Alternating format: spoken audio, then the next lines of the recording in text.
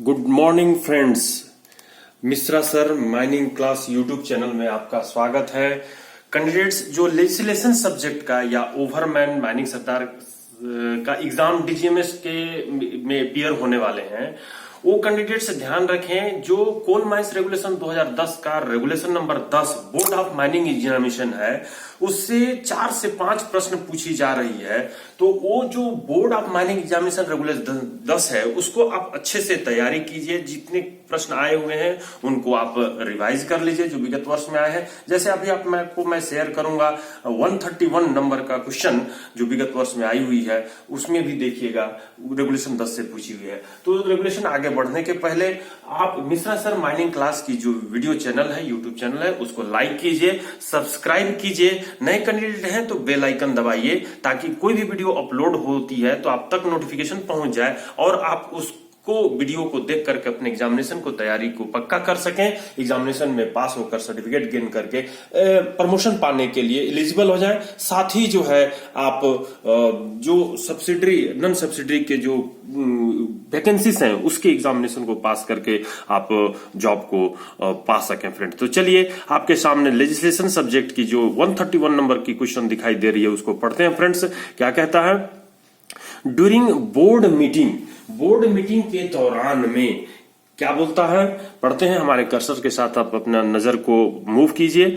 During board meeting which of the following authorities shall record the minutes of each meeting in bound paged book. इनमें से कौन authority है जो कि meeting के दौरान बाउंड पेज्ड बुक में वो मिनट्स को रिकॉर्ड करते हैं? A chairman, b member of the board, c secretary, d both 1 and 2, 1 and 3 यानी कि चेयरमैन और सेक्रेटरी इन नन ऑफ द एबव। तो यहां पर जो रेगुलेशन 10 का 15 सब रेगुलेशन का ये पॉइंट कहता है कि जो इंस्पेक्टर सेक्रेटरी के रूप में काम करते हैं वो बोर्ड के मीटिंग के दौरान जो मिनट्स होते हैं उसको वो बाउंड पेज बुक में रिकॉर्ड करते हैं। तो यहां पर मैं 2017 का रेफरेंस नंबर दिया हूं, आप रेगुलेशन पलट कर देख सकते हैं। उस पॉइंट को 2 बार पूछ चुकी है, इसलिए इस प्रश्न को आप अच्छे से याद कर लीजिए। नेक्स्ट क्वेश्चन में आते हैं फ्रेंड्स। 132 क्या कहता है? The minimum size of barrier in between. Barrier जो होती है क्या होती है फ्रेंड्स? बैरियर यानी कि 2 पैनल को डिवाइड करने के लिए या एक माइन को दूसरे माइन से डिवाइड करने के लिए हम कोयले की एक सॉलिड ब्लॉक छोड़ते हैं जिसकी मोटाई जो है एक पिलर की से कम नहीं होनी चाहिए। ये कोल माइंस रेगुलेशन जो अभी 2017 का जो वर्किंग नियर माइन बाउंड्री है उसमें बताया गया है। 121 का 2 नंबर जो आप देख रहे होंगे उसमें कहता है कि वो 1 पिलर के साइज से कम नहीं होनी चाहिए। तो यहां पर सी नंबर जो आप कह रहे हैं इक्वल टू पिलर साइज, उसको आप टिक लगाते हुए आप आगे की ओर बढ़ सकते हैं फ्रेंड्स। अब नेक्स्ट प्रश्न में आते हैं। क्या कहता है? 133 क्या कहता है? According to CMR a competent person means he has attend the age of. Competent person की डेफिनेशन क्या है फ्रेंड्स? तो वह व्यक्ति जिसकी उम्र 20 वर्ष से कम नहीं है, जिसे मैनेजर ने लिखित रूप से किसी काम को करने के लिए या उस काम की निगरानी करने के लिए नियुक्त किया गया है, जो दिए गए काम को निभाने के लिए जिम्मेवार होता है। ऐसे व्यक्ति के अंदर शॉर्ट फायरर भी शामिल है। इसके अलावा जो shovel operator, dumper operator, dozer operator, continuous miner operator, shearer operator etcetera जितने भी हैं वो सभी जो है कॉम्पिटेंट पर्सन होते हैं। तो ये मशीनरी संयंत्र साधन या काम के लिए रहते हैं जिनकी उम्र 20 वर्ष से कम नहीं होती है। तो यहां पर आप जो ऑप्शंस में दी हुई है ये जो है आप CMR 2 का 1 का M में रेफरेंस में दिया हुआ हूं। ये सी नंबर को 20 ईयर को टिक लगा के आगे की ओर बढ़ सकते हैं फ्रेंड्स। अब यहां पर देखिए आपका 134 how much experience is required for gas testing certificate. तो गैस टेस्टिंग सर्टिफिकेट के लिए आपको लैंप हैंडलिंग सर्टिफिकेट की जरूरत पड़ती है, कैरेक्टर सर्टिफिकेट की जरूरत पड़ती है, मेडिकल सर्टिफिकेट की जरूरत पड़ती है, लेकिन एक्सपीरियंस की जरूरत नहीं पड़ती है। यहाँ पे आप नम्न को टिक लगा करके आप आगे बढ़ सकते हैं। Only lamp handling certificate, character certificate, CC मतलब character certificate, medical certificate required, इसके लिए जरूरत पड़ती है। तो 134 का आप डी को टिक लगाते हुए आगे की ओर बढ़ सकते हैं फ्रेंड्स। अब देखिए क्वेश्चन नंबर 135 क्या कहता है? What should be the permissible limit of respirable airborne dust in mines having 12 hours working every shift? अगर शिफ्ट का ड्यूरेशन 12 आवर हो जाता है तो उस केस में जो एयरबर्न डस्ट है रेस्पिरेबल, उसकी परमिसिबल लिमिट क्या होती है? तो जनरली 8 आवर शिफ्ट की जब रहती है तो उसकी परमिसिबल लिमिट 143 रेगुलेशन का 2 में दिया हुआ है 2 मिलीग्राम पर क्यूबिक मीटर से अधिक नहीं होनी चाहिए। एक क्यूबिक मीटर में 2 मिलीग्राम से अधिक नहीं होनी चाहिए। या सिलिका, जब सिलिका परसेंट 5% से कम हो, लेकिन जब सिलिका परसेंट 5% से अधिक हो तो 10 अपॉन सिलिका परसेंट कहते हैं, 10 अपॉन सिलिका परसेंट कहते हैं, जो आपको सामने में दिखाई दे रही है। ये 8 आवर बेसिस पर कहता है, लेकिन 12 आवर बेसिस के लिए आपको मैं कैलकुलेट करने के लिए छोड़ दे रहा हूं आपके होमवर्क के रूप में। ये कमेंट्स बॉक्स में कमेंट्स जरूर दीजिए फ्रेंड्स। 12 आवर जो कि 8 hour basis plus 4 hour basis दोनों को अपन लोग निकालें तो 2 मिलीग्राम पर क्यूबिक मीटर होगी। और यहां पर आप आंसर चूज करके मेरे को कमेंट्स बॉक्स में कमेंट्स अवश्य दीजिए फ्रेंड्स। 136 में आते हैं, which is not a source of dust. इनमें से कौन सा सोर्स डस्ट का नहीं है बताना है आपको। Option A drilling and blasting dust का सोर्स है ये, लोडिंग एंड ट्रांसपोर्टेशन डस्ट का सोर्स है ये, सीएचपी जहां पर कोल हैंडलिंग प्लांट जिसको बोलते हैं तो ये भी डस्ट का सोर्स है, वहां पर कोयला गिरती है, अनलोडिंग अनलोडिंग दोनों होती है। स्क्रीनिंग प्लांट वहां पर भी स्क्रीन की जाती है कोयले को, इसलिए डस्ट उड़ती है। ई नंबर वर्कशॉप, वर्कशॉप में मेंटेनेंस का काम होती है, रिपेयर का काम होती है, तो ये जगह डस्ट उड़ाने वाली नहीं है। ई नंबर को आप टिक लगाकर आगे बढ़ सकते हैं फ्रेंड्स। 137 क्या कहता है, rough RF of ventilation plan, representative fraction इसकी फुल फॉर्म होती है, जिसके लिए कहा गया है कि वेंटिलेशन प्लान के लिए आरएफ क्या रखी गई है। तो कोल माइंस रेगुलेशन जो 64 का 1 का डी कहता है कि आरएफ जो है कोई भी बात न कहे जाने पर 1/2000 के रिस्पेक्ट में बनेगी, तो उस केस में यहां पर 1/2000 के स्केल में, बड़ी स्केल में बनेगी, क्योंकि वेंटिलेशन प्लान में बहुत सारी चीजों को आपको दिखानी रहती है पूरे माइन की। तो ये 1/2000 के रिस्पेक्ट में आप बनाइएगा। और इसी को 65 का जो 4 है, जिसमें टाइप ऑफ प्लान की बात करता है, उस प्लान में क्या क्या दिखाए जाना है इसकी बात करता है। तो यहां पर अपना 65 रेगुलेशन 65 का 4 नंबर में वेंटिलेशन प्लान की जिक्र किया है। तो आप सी नंबर को टिक लगा के आगे की ओर बढ़ सकते हैं फ्रेंड्स। ध्यान रखिएगा फ्रेंड्स, वेंटिलेशन प्लान में क्या क्या दिखाई जाती है ये आपसे पूछ सकता है, इसलिए जो रेगुलेशन के अंदर 4 सब रेगुलेशन के अंदर जो बहुत सारे कंटेनेंट्स रोमन लेटर में दिए हुए हैं, क्या क्या दिखाए जाते हैं, उसको आपको पढ़ लेना है, दिमाग में बैठा लेनी है। आते हैं नेक्स्ट क्वेश्चन पे फ्रेंड्स, क्या कहता है, इज कार्बन डाइऑक्साइड कंबस्टिबल, क्या कार्बन डाइऑक्साइड कंबस्टिबल होती है? तो जनरली कार्बन डाइऑक्साइड कंबस्टिबल नहीं होती है फ्रेंड्स। मैं यहां पर देखिए रेफरेंस लिखा हूं, ईएमटी वॉल्यूम 2 पेज 1.7 में क्या कहता है, it is not combustible and does not support combustion. नहीं ये कंबस्टिबल है, न कंबस्टन को सपोर्ट करती है। After mine fire and explosion, जब माइन के अंदर फायर हो जाती है, एक्सप्लोजन हो जाती है, तो CO2 फॉर्म्ड होता है अन्य गैसों के साथ, लेकिन ये कंबस्टिबल नहीं होती है। But the no explode at any temperature, लेकिन ये किसी भी टेम्परेचर पर एक्सप्लोड नहीं होती है। इसलिए आप यहाँ पे सी नंबर जो नो लिखी हुई है उसको टिक लगा के आगे की ओर बढ़ सकते हैं फ्रेंड्स। कार्बन डाइऑक्साइड कंबस्टिबल नहीं होती है। अब यहाँ पर आते हैं जो क्वेश्चन नंबर 139 है, वो क्या कहता है, in open cast working the holes charged with explosive but not blasted on the same day are called. अगर सेम डे आप ब्लास्ट नहीं करते हैं, उस एक्सप्लोसिव को चार्ज करके छोड़ दिए ओपन कास्ट में, तो उसको कहते हैं sleeping holes.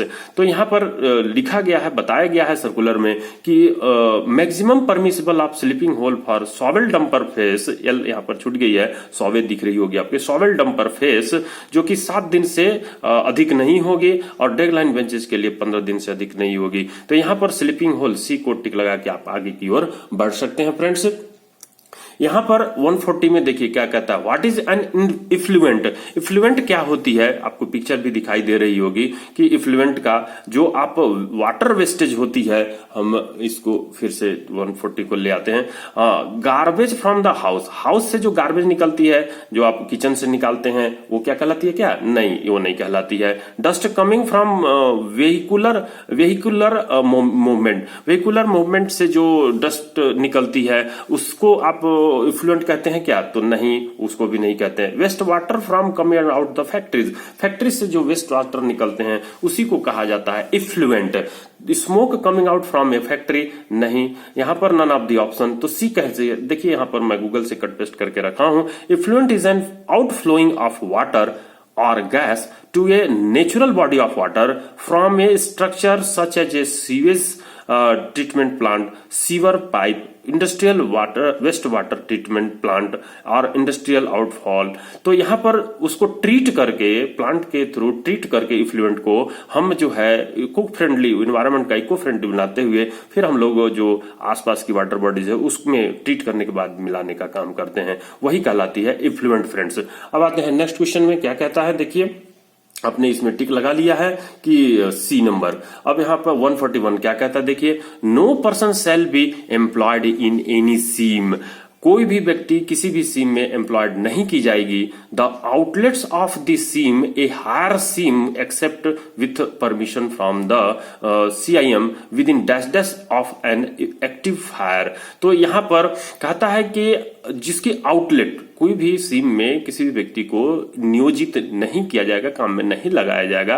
When the outlets of the seam, जबकि सीम का जो आउटलेट्स है, जिस सीम में आप काम में लगाना चाह रहे हैं उसकी जो आउटलेट है, higher seam, a higher seam except with, higher seam है मतलब कि नीचे में आग लगी हुई है और ऊपर में आप काम कराना चाह रहे हैं, विथ परमिशन फ्रॉम CIM, मतलब बिना परमिशन का आप CIM का वहां पर नहीं नियोजित कर सकते हैं। With in an active fire, वो कितनी दूरी पर एक्टिव फायर रहेगी।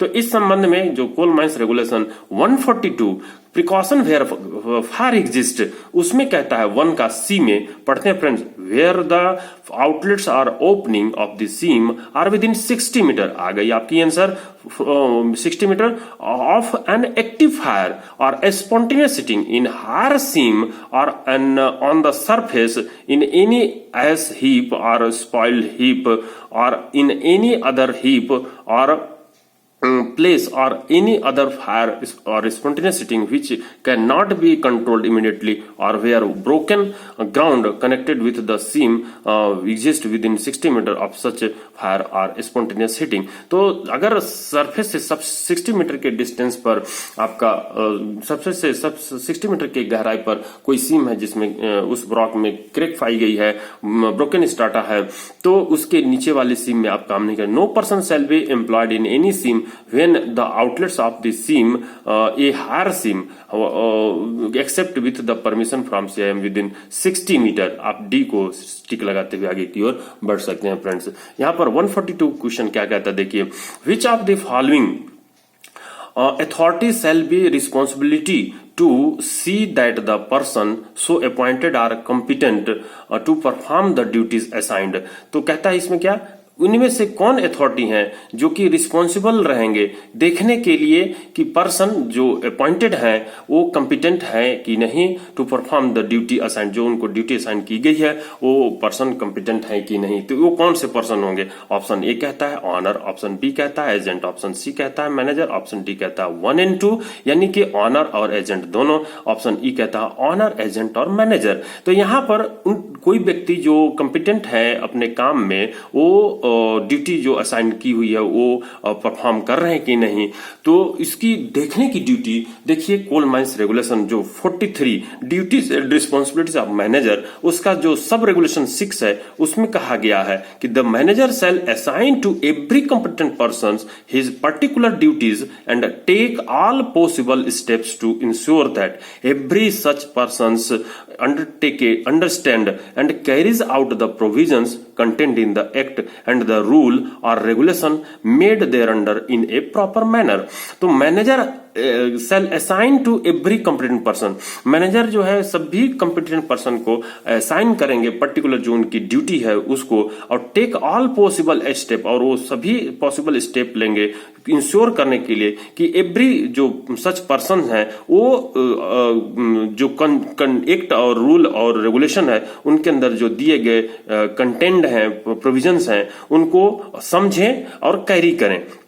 प्रॉपर मैनर में। तो ये रिस्पॉन्सिबिलिटी किसकी हो गई? Duty and responsibility of manager के अंतर्गत ये कट पेस्ट किया हूं। तो ये जो है आपकी ड्यूटी मैनेजर की है। ऑप्शन सी को आप टिक लगा के आगे की ओर बढ़ सकते हैं। यहां पर जो 7 नंबर शब्द रेगुलेशन है उससे भी आपकी एक प्रश्न पूछ सकती है, जिसमें कीवर्ड आपको छांट छांट करके रखनी है। The manager shall provide every overman with a tracing up to date of the last सर्वे।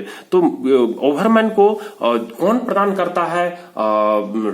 जो कि ओवरमैन हैंड प्लान भी कहते हैं आप उसको, हैंड प्लान जो ट्रेसिंग प्रदान करते हैं, कौन प्रदान करता है? तो यहां पर मैनेजर प्रोवाइड करने की बात है। सर्वेयर दे सकता है आपके ऑप्शन में कि सर्वेयर प्रोवाइड करेगा या और कोई का नाम देगा, जो कि लास्ट सर्वे तक अपडेटेड रहेगी। Showing the working of the district below ground assign to him, जिसमें जिस डिस्ट्रिक्ट में उनकी चार्ज है ओवरमैन साहब की, उनको जिस डिस्ट्रिक्ट का चार्ज है उसमें वो दिखाई गई रहेगी उस प्लान में।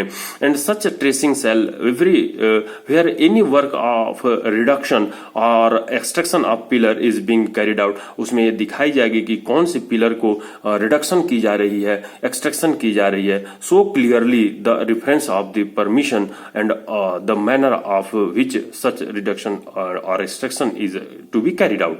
तो उसमें ये भी दिखाई गई रहेगी साफ तौर से कि जो परमिशन डीजीएमएस द्वारा दी गई है उसके तहत जो पिलर का एक्सट्रैक्शन हो रहा है या रिडक्शन हो रहा है, उसकी मैनर किस तरीके से पिलर एक्सट्रैक्शन की जा रही है, तो ये भी चीज दिखाई गई रहती है। तो फ्रेंड्स, आपने 142 का जो duty and responsibility of manager है उसके सब रेगुलेशन 6 और 7 को पढ़ करके, यहाँ 6 को पढ़ करके आपने सी को टिक लगा चुका है। नेक्स्ट प्रश्न में आते हैं फ्रेंड्स। 143 क्या कहता है? The thickness of ventilation stopping constructed of masonry और brick wall shall be dash dash centimetre in thickness. तो यानी कि जो वेंटिलेशन स्टॉपिंग रहती है जिसकी थिकनेस की बात की जा रही है, अगर आप कंस्ट्रक्ट कर रहे हैं मैसोनरी से या ब्रिक वॉल से, तो वो कितने सेंटीमीटर थिकनेस होगी? इस संबंध में तुरंत आपके रेगुलेशन दिमाग में आना चाहिए। 159 का 7 सब रेगुलेशन जिसमें बैटिसेस, डोर्स, स्टॉपिंग्स एंड एयर क्रॉसिंग की बात करता है। इसमें जितने भी वेंटिलेशन अप्लायंसेस हैं उनके सभी की जो कंस्ट्रक्शन है, फंक्शन है, डायमेंशन है, उसकी आपको दिमाग में रखनी है। उससे कोई भी प्रश्न आपसे पूछ सकता है। या आपकी रेगुलेशन 1 नंबर में आपको रखना। 1 नंबर कहने का मतलब हाईलाइटेड करके रखना है इस रेगुलेशन को। क्या कहता है देखिए, 7 नंबर पढ़ लेते हैं पहले इस रेगुलेशन का। Every stopping between the main intake and main return airway shall be constructed of masonry or brick wall or of concrete without reinforce, यानी कि उसमें रेनफोर्स कहने का मतलब स्टील आयरन आप नहीं लगाया है, नॉट लेस देन 25 सेंटीमीटर। आ गई आंसर आपके, ऑप्शन सी को आप टिक लगा के आगे की ओर बढ़ सकते हैं। लेकिन आगे पढ़ लेते हैं friends. Thickness and if constructed of properly reinforced concrete, अगर उसको आप प्रॉपरली रेनफोर्स्ड कंक्रीट से बना रहे हैं, यानी कि स्टील रॉड का भी यूज कर रहे हैं, आयरन रॉड का भी यूज कर रहे हैं, तो उस केस में not less than 15 centimetre thickness, तो उसकी थिकनेस आप 25 सेंटीमीटर से कम कर सकते हैं, लेकिन 15 सेंटीमीटर से आप कम नहीं कर सकते फ्रेंड्स। और सच ग्रेटर थिकनेस एज में be required by the regional inspector, या और ग्रेटर जो थिकनेस होगी वो रिक्वायर्ड कर सकते हैं, यानी 15 सेंटीमीटर से भी ऊंचा मोटा करने का आदेश रीजनल इंस्पेक्टर आरआई साहब कर सकते हैं। And shall be faced with sufficient thickness of lime and cement plaster, यानी कि चूने और सीमेंट से उसकी प्लास्टर अच्छे से की जाएगी ताकि हवा की लीकेज को रोका जा सके। तो ये जो है coal mines regulation 159 brattices, doors, stopping, air crossing की 7 सब रेगुलेशन में आपकी आंसर इसकी मिल गई है। लेकिन यहां पर जो आपकी 6वां और 8वां भी दिखाई दे रही है उसको भी आप पढ़ लीजिए, क्योंकि इससे आपसे प्रश्न पूछी जा सकती है। क्या कहता है? If door is not in use, अगर डोर यूज में नहीं आ रही है, it shall be taken of its hinge, तो उसको हिंज से आप उसको निकाल के बाहर कर दीजिए। And placed in such position that it shall not cause any obstruction to the air current. Door जो आप इस्तेमाल करते हैं जिसमें कहा गया है कि मिनिमम 3 डोर कंस्ट्रक्शन की होनी चाहिए, जो कि आप पीट बॉटम सेपरेशन डोर के नाम से भी जानते हैं, जो कि इतनी दूरी पर, इतने इंटरवल पर आना चाहिए कि जब इसमें से एक टीम गुजरती है तो जब तक पहला बंद ना हो जाए तो दूसरा ना खुले, ऐसा इंटरलॉकिंग सिस्टम में पीट बॉटम सेपरेशन डोर रहनी चाहिए। लेकिन अगर यूज नहीं होती है तो उसको निकाल करके ऐसे जगह पर रख देना जो कि एयर करंट में ऑब्स्ट्रक्शन पैदा न करे। यहां पर 8वें नंबर के, in case of mine having problems of fire और spontaneous heating along with the working of coal, अगर आप जो वेंटिलेशन स्टॉपिंग आप बना रहे हैं, जो वो उस खान में आपका जो फायर लगी हुई है तो वहां पर उसकी थिकनेस उसकी बढ़ाई जाती है। इसी संबंध में इस रेगुलेशन में बात कही गई है। तो फ्रेंड्स, जो मिश्रा सर माइनिंग क्लास की जो यूट्यूब चैनल है उसको लाइक और सब्सक्राइब करते हुए कमेंट्स बॉक्स में जरूर कमेंट्स दीजिए, अपने डाउट को जरूर दूर कराइए।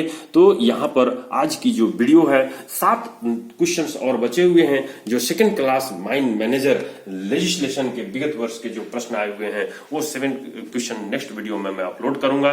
तो थैंक यू फ्रेंड्स। अगर नए कैंडिडेट्स हैं तो बेल आइकन जरूर दबाइए ताकि हर वीडियो की अपडेट आप तक पहुंचता रहे।